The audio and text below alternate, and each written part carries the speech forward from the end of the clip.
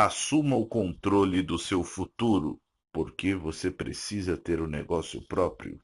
Capítulo 1. As regras mudaram. Vivemos em tempos conturbados. Os últimos anos foram um desfile constante de medo e pânico nas manchetes, nas salas de reuniões e nas mesas de cozinhas em vários lugares do mundo. Globalização, outsourcing, downsing, execução de hipotecas, subprime, derivativos tóxicos, esquemas de Ponzi, fiasco no mercado financeiro, recessão, uma notícia ruim após outra.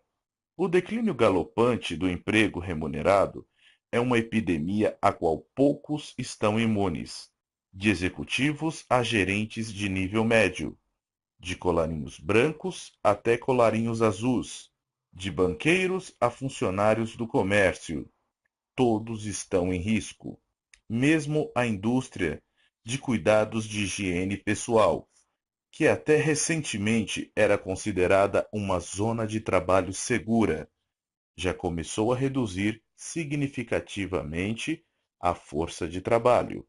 No outono de 2008, nos Estados Unidos, um fundo de aposentadoria perdeu de repente metade do valor, ou mais. O mercado imobiliário despencou.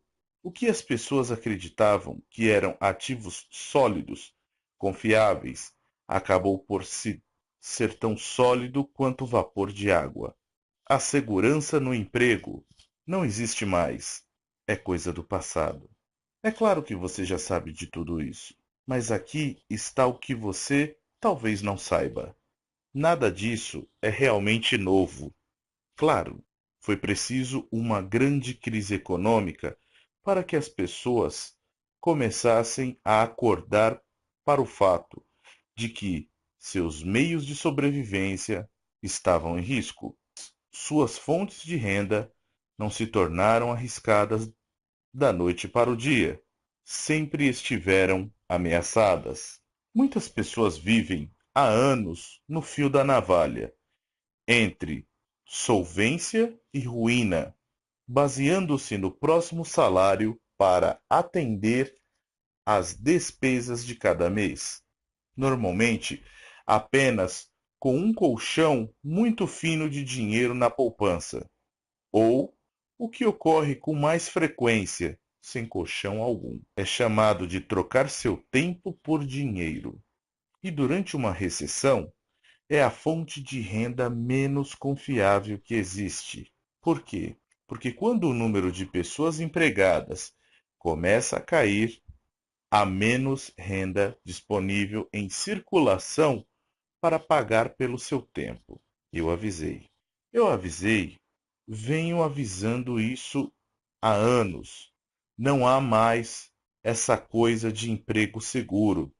Muitas empresas de hoje são dinossauros do século XX, cambaleando à beira da extinção. E a única maneira de você ter um futuro realmente seguro é assumir o controle desse futuro. Eis o que escrevi em 2001 em um livro intitulado como The Business School for People Who Are Like Helping People.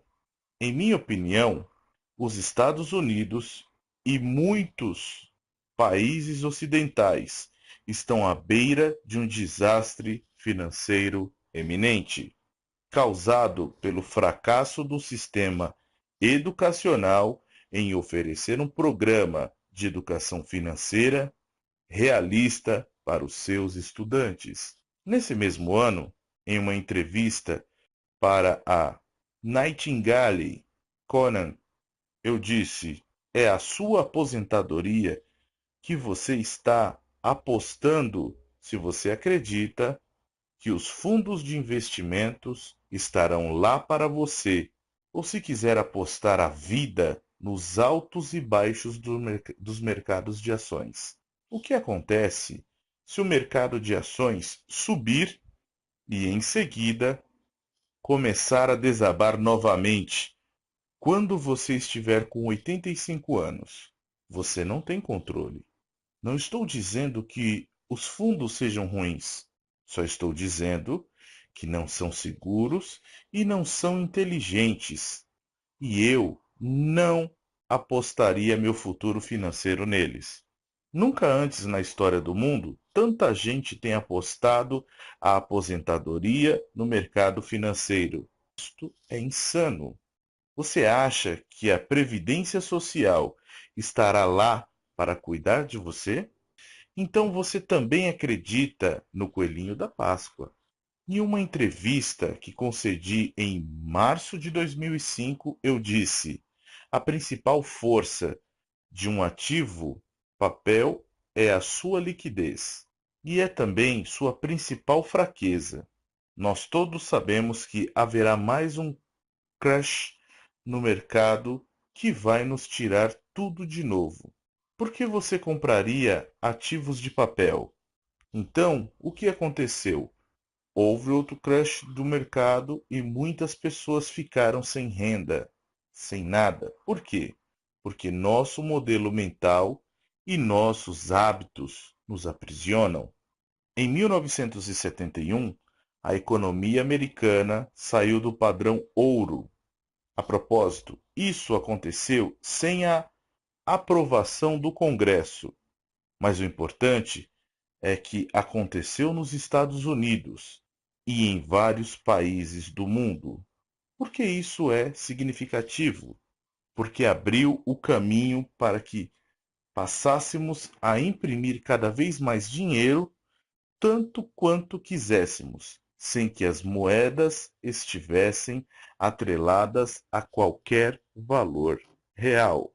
Esse afastamento da realidade abriu as portas para o maior boom econômico da história. Nas 3 décadas e meia seguintes, a classe média americana explodiu, com o dólar desvalorizado e o preço de venda dos imóveis e outros ativos inflados. Pessoas comuns se tornaram milionárias. De repente, o crédito estava disponível para qualquer pessoa, a qualquer hora, em qualquer lugar, e cartões de crédito começaram a aparecer como cogumelos depois de uma chuva de primavera. Para o pagamento dos cartões de crédito, os americanos começaram a usar suas casas como ATMs, refinanciando e emprestando, refinanciando e emprestando. Afinal de contas, imóveis sempre continuarão a subir em valor, certo? Errado.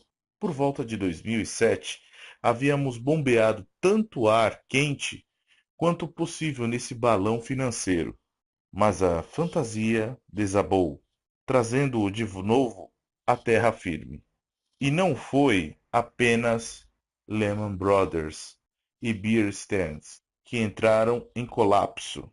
Milhões perderam as previdências privadas, as pensões e os empregos. Na década de 1950, quando a General Motors era a empresa mais poderosa da América, a imprensa pegou uma declaração do presidente da GM e transformou-a em um slogan que funcionou por décadas. Para onde vai a GM, vai a nação.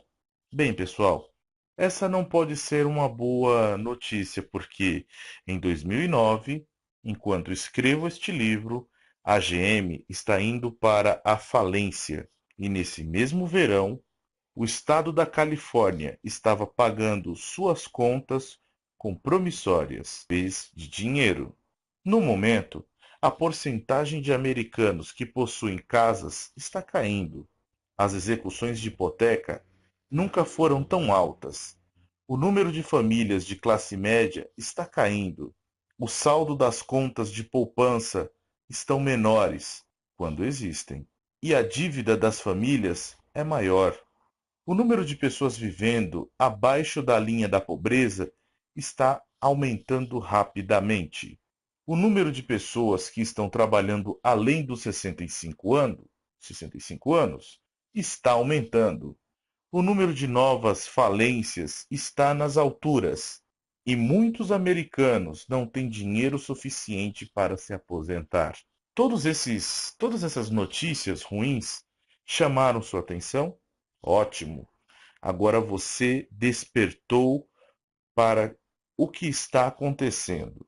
E a coisa não é bonita. Portanto, vamos nos aprofundar e ver o que realmente isso significa e o que é possível fazer. É um novo século. Quando eu era criança, meus pais me ensinaram a mesma fórmula de sucesso que você provavelmente aprendeu. Vá para a escola, estude muito e tire boas notas para que possa conseguir um trabalho seguro, bem remunerado, com benefícios, e seu trabalho vai cuidar de você. Mas isso é pensamento da era industrial, e não estamos mais na era industrial. Seu trabalho não vai cuidar de você. O governo não vai tomar conta de você. Ninguém vai cuidar de você. É um novo século e as regras mudaram. Meus pais acreditavam em estabilidade no emprego, em fundos de pensões de empresas, seguridade e previdência social. Isso tudo já era. São ideias obsoletas que sobraram de uma era que já acabou. Hoje, segurança no trabalho é uma piada. E a própria ideia de emprego vitalício em uma única empresa, um ideal tão orgulhosamente definido pela IBM em seu auge, é tão anacrônica quanto uma máquina de escrever manual. Muitos pensavam que seus planos de previdência estavam seguros.